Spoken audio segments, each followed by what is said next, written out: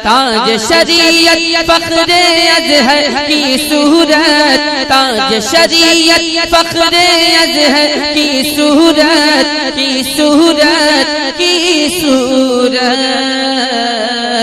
कि हमको मिले जो पीर बरेली वाले हैं। मुरीद ने पूछा कि हुजूर हम फना और बका बोलते तो हैं लेकिन पता नहीं कि इसका मतलब क्या है, इसका माना क्या है। आपने कोई जवाब नहीं दिया। जैसे मैं मिसाल से आपको समझा रहा था, एक आलिम साहब से एक शख्स ने सवाल किया, हुजूर हम फना, हम ये तो बताइए कि आज इंसान ये तमन्ना करता है कि मैं फला वली के कुर्ब में दफन हो जाता, मैं फला वली के कुर्ब में दफन हो जाता, तो इससे उसे क्या मिलेगा। आका ने हदीस में इरशाद फरमाया, अपने मुर्दों को नेकों के पास दफनाओ, नेकों के पास दफनाने से फायदा क्या मिलेगा। वो अपनी कब्र में रहेंगे, ये अपनी कब्र में रहेगा, वो अपनी कब्र में सवाब पाएंगे, ये अपनी कब्र में गुनाहों की सजा भुगतेगा, इसे क्या अज्र मिलेगा। आलिम साहब ने कोई जवाब नहीं दिया। जुमे की नमाज के बाद में वो शख्स आलिम साहब की हवा कर रहा था पंखे से, पूछा कि इस वक्त तू हवा किसकी कर रहा है। बोले तुम आपकी कर रहा हूँ। बोले लोग सब चारों तरफ से बैठे हुए थे। बोले लग किस किस को रही है। बोले जितने आपके पास बैठे हैं सबको हवा लग रही है। उसी ने सवाल किया था। अब आलिम साहब फरमाते हैं, अब तू अपने सवाल को दोहरा, तूने क्या कहा था कि नेकों के पास दफनाने से फायदा क्या मिलेगा। वो अपनी कब्र में सोएंगे, ये अपनी कब्र में सोएगा। तो सुन, इस वक्त तू मेरी हवा कर रहा है, हवा सिर्फ मुझे नहीं लग रही है बल्कि जितने बैठे हैं इन सबको लग रही है। इसलिए सुन ले, नबी ने फरमाया अपने मुर्दों को नेकों के पास दफनाओ, अगरचे ये गुनाहगार है, अगरचे ये सियाकार है, अगरचे ये खताकार है, लेकिन जब अल्लाह की रहमत उस नेक की कब्र पे नाजिल होगी, उस सालेह की कब्र पे नाजिल होगी, तो रहमत के छींटे इस गुनाहगार की कब्र में भी आ जाएंगे। अल्लाह उस नेक के सदके में इसकी भी बख्शिश फरमा देगा। इसीलिए अल्लाह ने कुरान में फरमाया, वकुनु मा सादिकीन, सच्चों के साथ हो जाओ। अगरचे तुम गुनाहगार हो, अगरचे तुम सियाकार हो, अगरचे तुम सियाशियार हो, सच्चों के दामन को पकड़ लोगे, फिर तुमको नहीं देखा जाएगा, तुम्हारे सच्चों को देखा जाएगा, तुम्हारे अच्छों को देखा जाएगा। हजरत गिरामी साबिर पाक कलियरी से उनके मुरीद ने कहा, फना किसे कहते हैं, बका किसे कहते हैं। कोई जवाब नहीं दिया। एक दिन ऐसा आया, साबिर पाक कलियरी ने बुलाया, ऐ मेरे मुरीद शमसुद्दीन इधर आ जाओ, मेरा इंतकाल होने वाला है, मेरे हुजरे का दरवाजा बंद कर देना, मुझे गुस्ल मत देना, मुझे कफन मत पहनाना, मेरे जनाजे की नमाज तुम मत पढ़ाना। कहा हुजूर फिर कौन पढ़ाएगा। कहा एक घुड़सवार आएगा और वो मेरे जनाजे की नमाज पढ़ाएगा। साबिर पाक कलियरी की वसीयत याद थी। विसाल हो जाता है, हुजरे का दरवाजा बंद कर दिया जाता है। अब हुजरे का दरवाजा बंद हो गया, अंदर से पानी छलकने की आवाज आ रही है, गुस्ल की आवाज आ रही है। जब पानी छलकने की आवाज बंद हो गई, अब शमसुद्दीन पानीपति ने जब हुजरे का दरवाजा खोला तो देखा साबिर पाक कलियरी को गुस्ल दिया जा चुका है, आप कफन पहनाए हुए हैं। अब उसका इंतजार हो रहा है जो जनाजे की नमाज पढ़ाएगा। लोगों ने सफे बांध ली है, अब इंतजार हो रहा है। किसी ने कहा नमाज तो शमसुद्दीन ही पढ़ाएंगे क्योंकि ये सबसे ज्यादा चहीते हैं, ये सबसे ज्यादा खास हैं, सफर में साथ में रहते हैं, हजर में साथ में रहते हैं, सुबह शाम साथ में रहते हैं, बड़े खास हैं, इसलिए यही जनाजे की नमाज पढ़ाएंगे। शमसुद्दीन कहते हैं जनाजे की नमाज मैं नहीं पढ़ाऊंगा, मुझे मेरे पीर की वसीयत याद है। घुड़सवार आता है और मुसल्ले पे खड़ा हो जाता है, नमाज पढ़ाते हैं। उसके बाद में जब घुड़सवार चलने लगा, शमसुद्दीन ने दामन पकड़ के कहा, तुम्हें पता है किसकी नमाज जनाजा पढ़ा के जा रहे हो। ये मेरे शेख की जनाजे की नमाज पढ़ा के जा रहे हो। मैं सबसे ज्यादा खास हूँ साबिर पाक कलियरी का।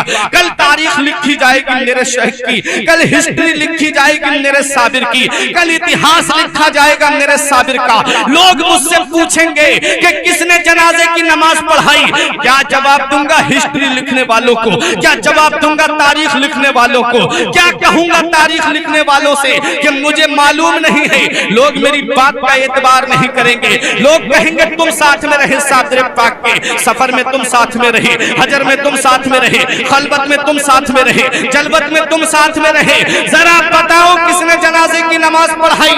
आपको अपना नाम बताना होगा, अगर नाम नहीं बताते हो तो चेहरे से नकाब उठा दो ताकि मैं आपको देखकर पहचान लूं। जब शमसुद्दीन ने इसरार किया, घुड़सवार ने अपने चेहरे से नकाब उठाई, शमसुद्दीन की आंखें खुली रह जाती है।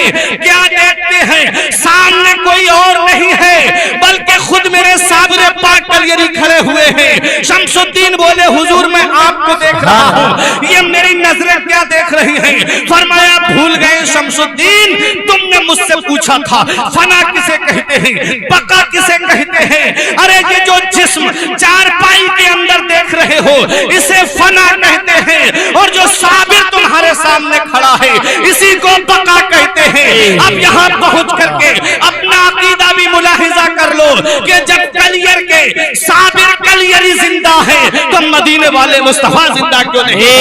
पुकार के कहता है तू जिंदा है वल्लाह, तू जिंदा है वल्लाह, तू जिंदा है वल्लाह, तू जिंदा है वल्लाह, मेरी चश्मे आलम से छुप जाने वाले। सुभान अल्लाह। नारे तकबीर, नारे रिसालत, मसलके आला हजरत, फैजाने आला हजरत, फैजाने साबिरे पाक, नारे तकबीर। ये रूहानियत है। तुम रूह वाले हो, मैं रूह वाला हूँ, उलमा रूह वाले हैं हजरात, लेकिन साबिरे पाक कलियरी सिर्फ रूह वाले नहीं हैं बल्कि रूहानियत वाले हैं। और जिसे रूहानियत का मकाम हासिल होता है, जो रूहानियत की मंजिल पे पहुंच जाता है, फिर उसके नाम को अल्लाह मिटने नहीं देता है, उसका नाम अल्लाह तारीख में फरामोश रहने नहीं देता है। याद रखो प्यारे मुसलमानों, बाप मर जाए बेटा भुला देता है, बेटा मर जाए बाप भुला देता है, बीबी मर जाए शौहर भुला देता है, शौहर मर जाए बीबी भुला देती है, बेटी मर जाए माँ भुला देती है, माँ मर जाए तो बेटी भुला देती है। जो रूह वाले होते हैं उन्हें भुला दिया जाता है, लेकिन जो रूहानियत वाले होते हैं उन्हें अल्लाह भूलने नहीं देता है, अल्लाह उनके नाम को अंधेरे में रहने नहीं देता है। बरसें गुजर गई, सदियां गुजर गई, लेकिन बगदाद के गौसे आजम को कोई भुला नहीं पाया। देख लो 800 साल से ज्यादा का जमाना गुजर गया, लेकिन गरीब नवाज को कोई भुला नहीं पाया। चल करके देखो मखदूम अशरफ सिमनानी को 700 साल के करीब वक्त गुजर गया, लेकिन कोई उन्हें भुला नहीं पाया। तारीख उठा करके देखो, बहराइच के गाजी पाक की हिस्ट्री उठा करके देखो, कोई उन्हें आज तक क्यों नहीं भुला पाया। बिलग्राम शरीफ की सरजमीन पर चलो, हुजूर सैयद साहिब दावत सुगरा को कोई आज तक क्यों नहीं भुला पाया। मीर मोहम्मद इब्राहिम को आज तक कोई क्यों नहीं भुला पाया। मीर मोहम्मद इस्माइल को आज तक कोई क्यों नहीं भुला पाया। हुजूर सैयद शाह अब्दुल रज़्ज़ाक को कोई आज तक क्यों नहीं भुला पाया। हुजूर मीर मोहम्मद ताहिर को आज तक कोई क्यों नहीं भुला पाया। कोई आज तक क्यों नहीं भुला पाया बरेली के इमाम को, कोई आज तक क्यों नहीं भुला पाया। हुजूर शाहजी मोहम्मद शेर मियां को कोई आज तक क्यों नहीं भुला पाया। हुजूर मुफ्ती आजम हिंद को कोई ताज शरिया को क्यों नहीं भुला पाया। तो प्यारे कान खोल करके सुन लो, ये सिर्फ रूह वाले नहीं थे बल्कि रूहानियत वाले थे। और आका इरशाद फरमाते हैं मन काना लिल्लाही काना अल्लाहु लहू, जो अल्लाह का हो जाता है सारी खुदाई उसकी हो जाती है। फिर वो अल्लाह का हो जाता है, अल्लाह उसके नाम को मिटने नहीं देता, लोगों के दिलों में उसका नाम डाल देता है, लोगों के दिलों पे उसका नाम नक्श कर देता है। फिर वक्त गुजर जाए लोग उसे भुला नहीं पाते, सदियां गुजर जाए लोग उसे भुला नहीं पाते। इसलिए याद रखो प्यारे मुसलमानों, रूह अलग है, रूहानियत अलग है। जैसे इंसान अलग है, इंसानियत अलग है, आदमी अलग है, आदमियत अलग है। आले रसूल के नूरानी चेहरे की जियारत कर रहे हो, हम तो रूह वाले हैं, लेकिन आले रसूल को अल्लाह ने रूहानियत का मकाम अता फरमाया। इनको कोई नहीं भुला पाता। क्यों? क्योंकि इन्होंने अपना सब कुछ अल्लाह के नाम कर दिया, इन्होंने सब कुछ अपने रब को राजी करने के लिए कर दिया, इसलिए अल्लाह इनके नाम को मिटने नहीं देता है। जो अल्लाह का हो जाता है सारी खुदाई उसकी हो जाती है। एक आयत करीमा है कुरान की, इन्नल लज़ीना आमनू व अमिलुस सालिहाति सयजअलु लहुमुर रहमानु वुद्दा, बेशक वो जो ईमान लाए और अच्छे काम किए अल्लाह उनकी मोहब्बत को अनकरीब लोगों के दिलों में डाल देगा। किस तरह से कि जब अल्लाह का कोई बंदा करीबी हो जाता है, अल्लाह जिब्राइल को हुक्म फरमाता है, मैं फला बंदे से मोहब्बत करता हूँ, जिब्राइल फरिश्तों में ऐलान कर दो कि सब फरिश्ते उससे मोहब्बत करें। सारे फरिश्ते पूरी रूए जमीन पे ऐलान कर देते हैं, फला बंदे से अल्लाह मोहब्बत फरमाता है, लोगों तुम भी उससे मोहब्बत करो। क्या हुजूर मीर मोहम्मद ताहिर कहीं गए थे कि अब हमारी मोहब्बत लोगों अपने दिलों में डाल लो? क्या गाजी पाक गए कि हिंदुस्तान के कोने कोने पे के लोगों मुझसे मोहब्बत करो? नहीं। क्या बगदाद के गौसे आजम हिंदुस्तान आए कहने के लिए लोगों मुझसे मोहब्बत करो? क्या मेरे गरीब नवाज अजमेर के अलावा चंद मकामात के अलावा क्या पूरे हिंदुस्तान के घर घर गए कि मुझसे मोहब्बत करो? नहीं। जो अल्लाह का हो जाता है अल्लाह उसकी मोहब्बत लोगों के दिलों में डाल देता है। जिसे रूहानियत का मकाम हासिल होता है फिर अल्लाह उसके नाम को मिटने नहीं देता है, लोगों के दिलों पे उसके नाम को नक्श कर देता है। तो एक रूह है और एक रूहानियत, और जिसे रूहानियत का मकाम हासिल होता है उसका मर्तबा बुलंद होता है, उसकी शान बुलंद होती है, उसकी अजमत बुलंद होती है। रूहानियत देखना है तो बरेली शरीफ की सरजमीन पर चलो। सरकार मुफ्ती आजम हिंद अलैहि रहमतुल्लाह व रिजवान के बचपन का आलम है, आले रसूल की दुआएं लेते हुए बचपने का आलम, बालिग नहीं है। उस्ताद के पास पढ़ने के लिए गए, उस्ताद का नाम है रहम इलाही अलैहि रहमा साहब। हुजूर मुफ्ती आजम हिंद जब पढ़ने के लिए गए, एक दिन उस्ताद के लड़के की तबीयत बहुत ज्यादा खराब थी, बहुत ज्यादा अलील थे उनके बेटे। पढ़ाने के लिए तो आ गए लेकिन जहन उधर ही लगा हुआ था, पता नहीं मेरा बेटा किस हाल में होगा, पता नहीं मेरा बेटा किस हाल में होगा। उलमा हुफाज बैठे हैं, जब ये मदरसे में पढ़ाने के लिए आते हैं, अगर इनमें कोई साहिब औलाद है, अगर किसी के बेटे की तबीयत खराब हो, बुखार आ जाए तो फिर पढ़ाने में दिल नहीं लगता, जहन घर की तरफ जाता है, पता नहीं किस हाल में मेरा बेटा होगा। सरकार मुफ्ती आजम हिंद के बचपन का आलम है, मैं रूहानियत आपको दिखाना चाहता हूँ। आपको उस्ताद परेशान थे, पढ़ा तो रहे थे लेकिन दिल के साथ नहीं, इन्हिमाक के साथ नहीं पढ़ा रहे थे। मुफ्ती आजम हिंद ने फरमाया, उस्ताद अगर इजाजत हो तो मैं आपके घर पे जाकर के आपके बेटे की तबीयत मालूम कराऊं। बताया नहीं है उस्ताद ने, और अभी बचपन का आलम है, पढ़ रहे हैं उस्ताद के पास में। कहा अगर इजाजत हो तो आपके बेटे की तबीयत में मालूम कर आऊं। उस्ताद ने कह दिया जाओ, चले जाओ। जब चले गए मुफ्ती आजम, तब उस्ताद सोचने लगे इस बच्चे को किसने बताया मेरे बेटे की तबीयत खराब है, इस बच्चे को कैसे पता चला मेरे बेटे की तबीयत अलील है। गए मेरे मुफ्ती आजम हिंद, जैसे ही उनके घर में कदम रखा, अभी पर्दे का हुक्म नहीं है, नाबालिग है, अंदर दाखिल होते हैं, बेटा बुखार में चारपाई पे शिद्दत का बुखार है, बुखार में चटक रहा है। जाकर के मुफ्ती आजम हिंद ने वहां जाकर के पढ़ने का इरादा किया, कुरान करीम की आयत करीमा तिलावत करना शुरू की, और पढ़ने के बाद में जब उस बच्चे पे दम किया, बच्चे का बुखार फौरन खत्म हो गया, पसीना आया। उसके बाद अपनी माँ से दूध मांगने लगा, माँ ने दूध पिलाया, बेटा सो गया। मुफ्ती आजम तशरीफ लाते हैं, उस्ताद से कहते हैं उस्ताद बेटे की तबीयत आपके ठीक है,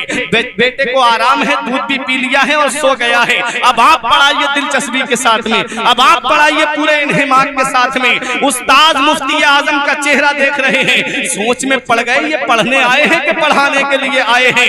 वो मेरे मुफ्ती आजम हिंद है, इसे रूहानियत कहते हैं। बताया नहीं लेकिन फिर भी जानते हैं, बताया नहीं लेकिन फिर भी मुफ्ती आजम हिंद को मालूम है। जब बरेली के मुफ्ती आजम हिंद की रूहानियत का ये आलम है, तो फिर मदीने वाले मुस्तफा की शान का आलम क्या होगा जब उनके गदा भर देते हैं शाहाने जमाना की झोली। मोहताज का जब ये आलम है, मुख्तार का आलम क्या होगा।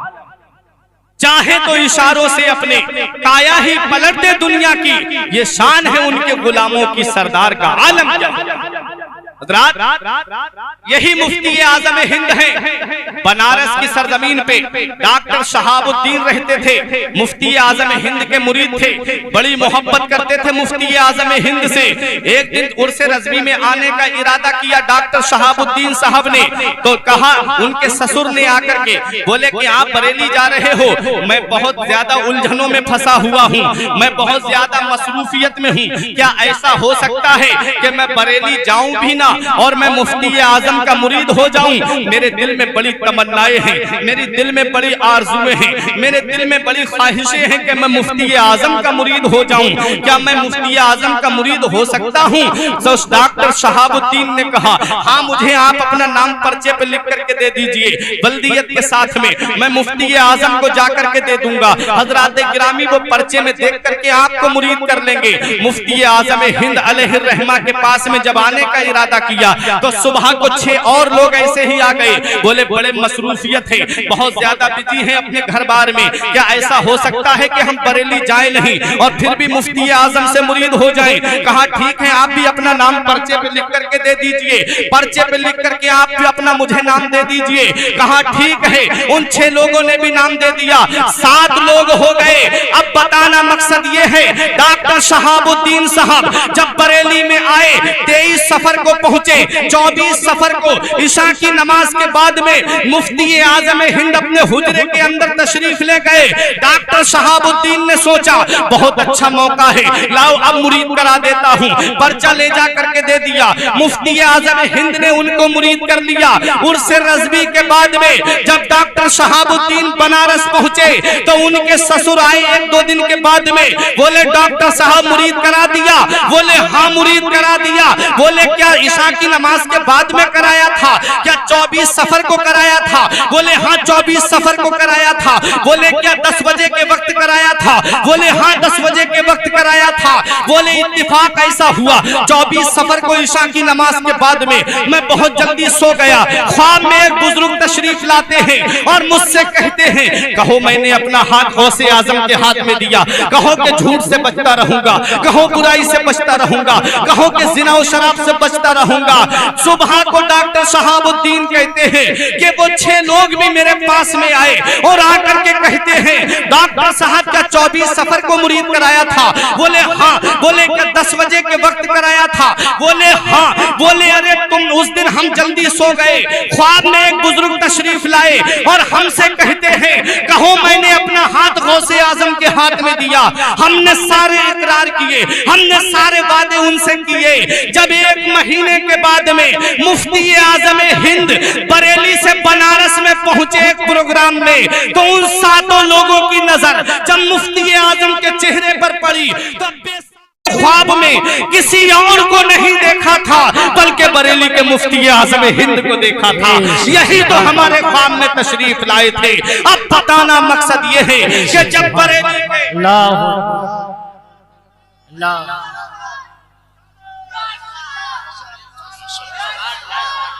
सुभान अल्लाह।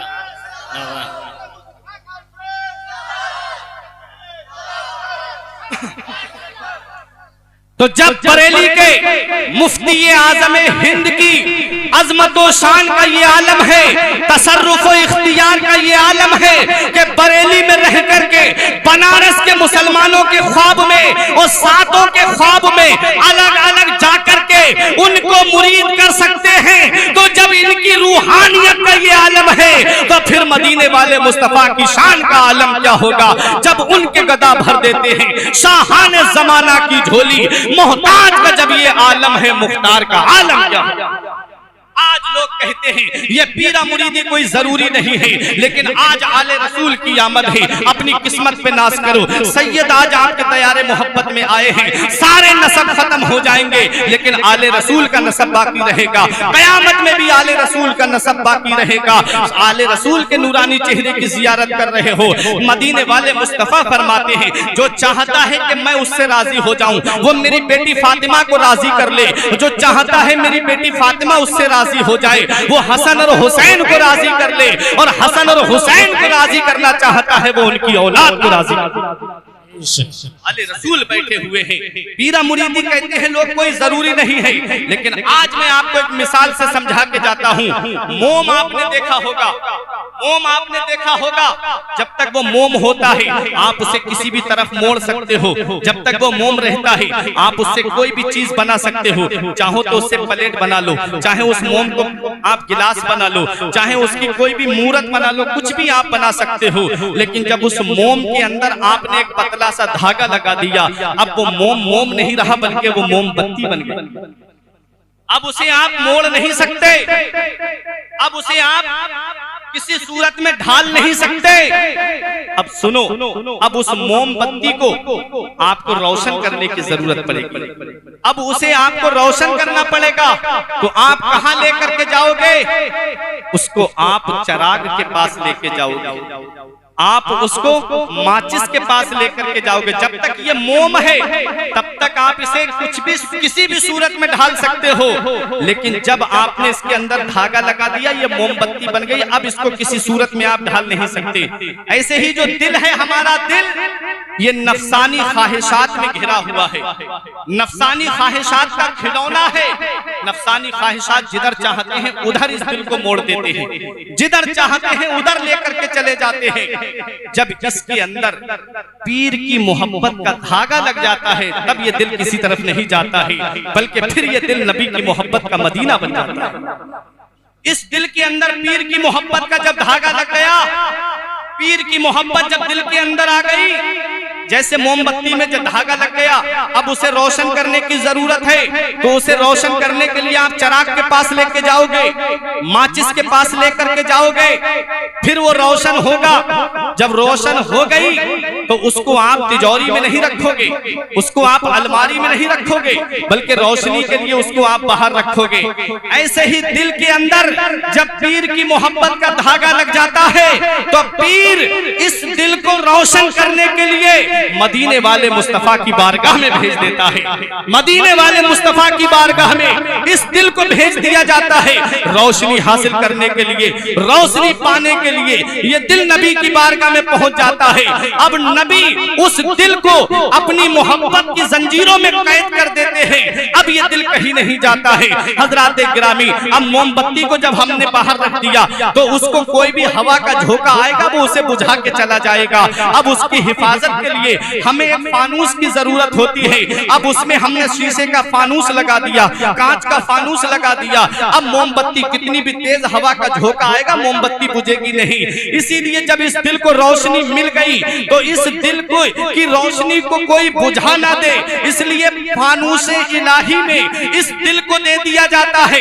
रब तबारक व तआला की हिफाजत में इस दिल को दे दिया जाता है। और जब ये दिल रब की हिफाजत में चला जाता है, रब की मोहब्बत की फानूस में जब इस दिल को कैद कर दिया जाता है, कितना भी तेज हवा का मुखालिफ झोंका क्यों ना आए, वो अब इस दिल की रोशनी को बुझा नहीं सकता। जो पीर ने मोहब्बत का धागा दिल में लगाया, अब उस दिल को कोई उस दिल की रोशनी को बुझा नहीं सकता। इसलिए अब मुझे बताओ कितनी जरूरी है ये पीरा मुरीदी। जब आप किसी के मुरीद हो जाओगे, किसी सच्चे पीर के हाथ में अपना हाथ दे दोगे, जब सच्चे पीर के दामन को आप पकड़ लोगे तो फिर आपकी हिफाजत उस सच्चे पीर के जिम्मा हो जाएगी। वो सच्चा पीर आपकी मोहब्बत को नबी की बारगाह में पहुंचा देगा और नबी आप उसको रब की हिफाजत में भेज देंगे।